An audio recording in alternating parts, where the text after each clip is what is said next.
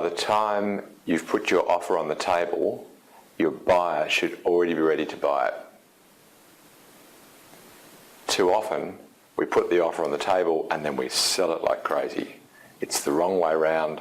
I'll show you why and I'll show you how in this blog.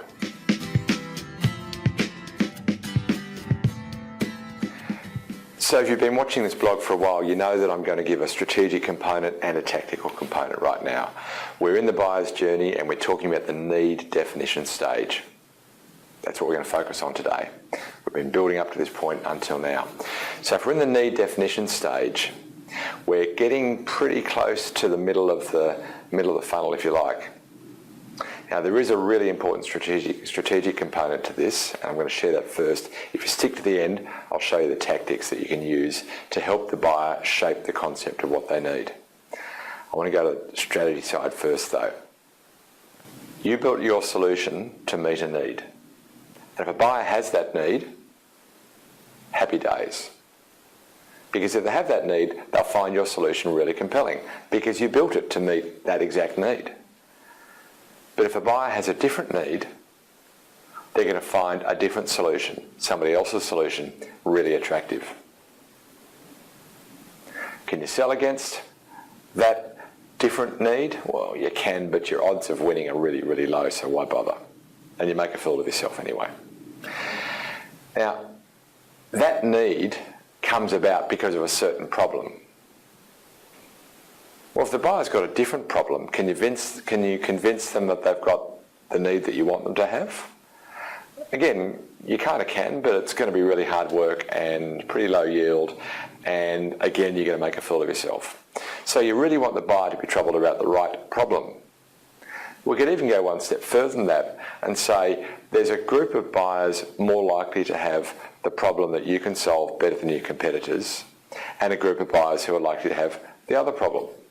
So why don't we target in the first instance the buyers likely to have the problem that you can solve better, that gives rise to the need that you meet more fully because your solution will then be found to be attractive. So the strategic piece of this is target the audience likely to have the problem, trouble them about the problem that you can solve better than the other guy, help them understand why they need what they need in a way that advantages your solution, and then your solution will kind of sell itself. How do we do that tactically? Just like I argued a couple of weeks ago that when you're writing content, you want to write the conclusion first and then lay out all the arguments necessary for that conclusion to make sense. So too, strategically, we need to start with what need do we want them to need? We really need to know that. What kind of need, requirement do we want the customer to have at the forefront of their mind?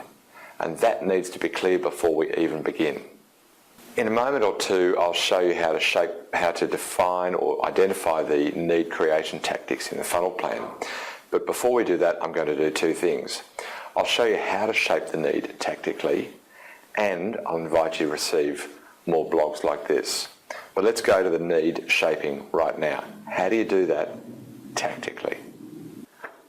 All right, I keep on making promises I don't intend to fulfill. I said how do you do it tactically, but again, I'm going to go into the how-to of the strategy first, then I'm going to do the tactics. There's just no point doing the right things to the wrong people or about the wrong subject. We just have to practically nail the strategy first. So here's precisely how I recommend you do it. Line your solution up against your 5 biggest competitors. Work out what need a savvy buyer would have if they liked each one of those solutions.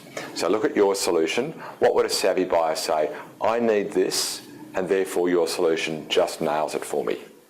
And do the same for each of your 5 competitors so that you're really, really clear about what need gives rise to a sale of your product and what need gives rise to a sale of your competitor's product.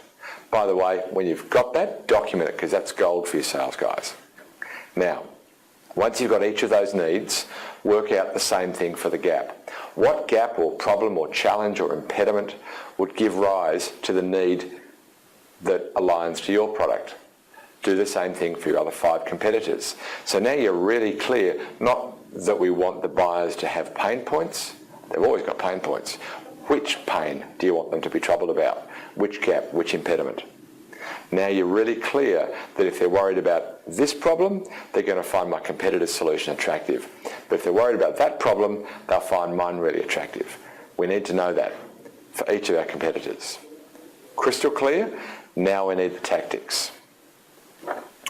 So think about the troubling tactics that I spoke about the other day. To some extent, there's a bit of a free kick here, in that those 10 favourite troubling tactics that I shared with you last week, each of those tactics give rise to a feeling of discomfort. Gee, you're right, that's a bit of a problem in my business. But where do you take them then? Don't you have to make the problem go away? Good. So let's agree what it is that you need to make that problem go away. And that's the conversation. So the easiest need-shaping tactics are the ones that you can just tack onto your troubling tactics. For example, if you've got a need-shaping, if you've got a troubling white paper. Oh, let's put that back to front. If you've got a troubling white paper, at the end of the white paper, your conclusion would be, if you have the problems that we've talked about in this white paper, here's what you need to make it go away. And you've built a case for that. So your final conclusion would be, go look for a solution that does these 5 things. Why those 5 things? Because that's what your solution does. You're building a case for your solution. That's what we were trying to do. By the way, what if the buyer just has a completely different need? The one that your competitor probably meets better than you. What do? Well, if you've failed to get them to buy into the need that you meet the best, walk away.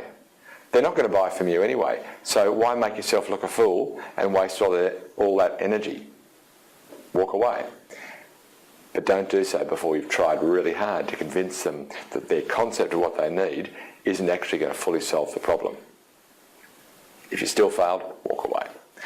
Now, we now need to look at additional need creation tactics, because I said that to some extent we can do this easy. The 10 favourite troubling tactics that we talked about last week, just add to the end of that you're going to help them understand what they need as part of that dialogue. But there are a couple of things that you can do. In the IT industry in particular, but in some other industries as well, we use proof of concept quite a lot. But often the proof of concept is proving my solution. I'd argue you can use a proof of concept to shape the need, even before the request for tender is let. Frame it as a need creation exercise. Let's agree at the end of this what it is that you need from me or from my competitors, and let's use this proof of concept to frame that up. Secondly, just a simple workshop. So if you have a need creation workshop or a need definition workshop, and by the way, you're probably going to call it that, I'm scheduling a meeting with you to agree the need. And at the beginning of that tactic, the one thing that we want to do is to really get them to explicitly agree that they have got the gap that we've already got them agree to. We probably did that in a separate meeting, and we need to reinforce that that's the gap that we're now trying to solve. So you had this problem. We spoke a couple of weeks ago. We agreed that that's a pressing problem for you. Now let's work out what it is that you need to make that problem go away. Now, is that a completely bespoke or sort of handcrafted workshop? Not on your life. You already know what the need is. Remember that workshop I asked you to do earlier, to shape what the need is, to work out in your own mind what need gives rise to an appetite for your solution? So you already know the bullet points of the need before you've done the workshop with the client. So what you're doing is running a workshop to get them to that same point. A couple of final points about need before we get into the funnel plan, how you do that in the funnel plan. First one is, we used to argue that it's important to get all of the buying influences in the room before you present your proposal. Our thinking on that's changed. You really need all the buying influences in the room in the need definition or the need agreement meeting. Reason for that? If I'm dealing with you and you and I have agreed what you need, I then present a great proposal to meet that need. You show that to a colleague and the colleague says, that's not what we need. then I lose. No matter how hard I try to convince them that my product's a great product, if they have a different concept of what they need, then I've lost. Better, get them to agree the need beforehand. So I would argue get all the buying influencers in the room to agree the need before you put your offer on the table. Second point, and this is a small one but really important, reinforce it. After the meeting, thank you so much for the meeting, here's what I learned. We agreed that because you've got these gaps, that this is what you need, whether for me or somebody else. Please can you confirm that that's your understanding of what you need? It's just critical. If you then present a proposal to, if they've got a different concept of what they need, again, you're going to lose. What we're trying to do is get to the point where you win more often than you lose. So, tactically, the troubling tactics, you can simply append the need agreement to the end of that tactic, or specific workshops around shaping the need. It's the most critical phase in the buying cycle. And in their journey, if they've got to the point where they now have the same concept as you as to what they need, clearly they're going to find your solution really attractive. Now, if you found this blog attractive or interesting or vaguely useful, then that's going to be the case for other blogs as well. Characteristically, I'm going to encourage you, if you haven't already subscribed, to do so now. Go to mathmarketing.com/blog and subscribe there either to the twice a week blog or the once a month blog. Or go to YouTube and subscribe there. Now, if you have already, but you've got a colleague who hasn't, please, I'd be so grateful if you would share this blog with them now and invite them to enjoy what you're enjoying. Why don't you go do that now, come back and I'll show you how we do this in Funnel Plan. Okay, now I promised that I would show you how we do that in Funnel Plan. Now, I want to start with the numbers. In this sample funnel plan, where we're trying to get almost 6,000 troubled buyers. Of those 6,000, we're trying to get close to 3,600 of them to agree the specific need that we can meet. Not any need, but the need that we can meet. So clearly we're planning on a failure rate or a leakage rate of only 40%. So we're going to have a pretty effective tactic. But take another look at the numbers. Out of those 6,000 over the 3 years, that's kind of 2,000 starts every year. That is 2,000 troubled buyers who we're trying to get 1,200 of them to agree the need. They're pretty big numbers. That's, if you take out the slow weeks of a year, that's about 30 a week that we need to get to the point of agreeing the need. And we're going to start from more than that. Now, given we've got only 8 reps in this sample business, that's about 4 progressions a week per rep. That's a lot. We're only allowed 1 meeting in our funnel math for this particular progression.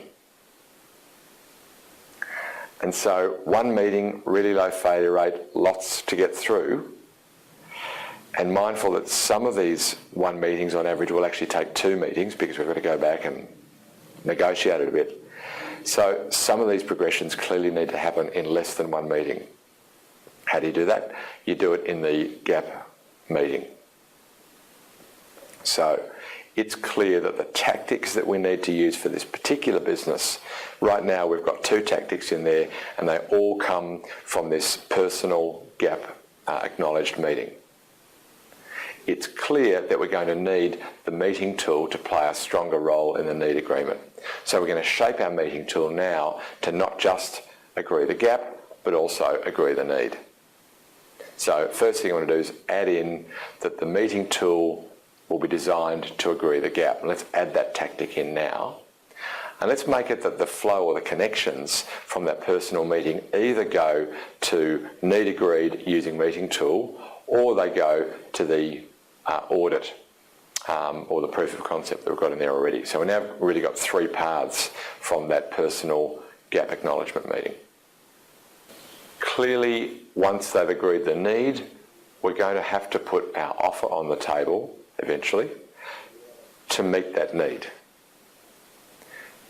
I'll show you the best way to do that on another day. But for now, may your funnel be full and always flowing.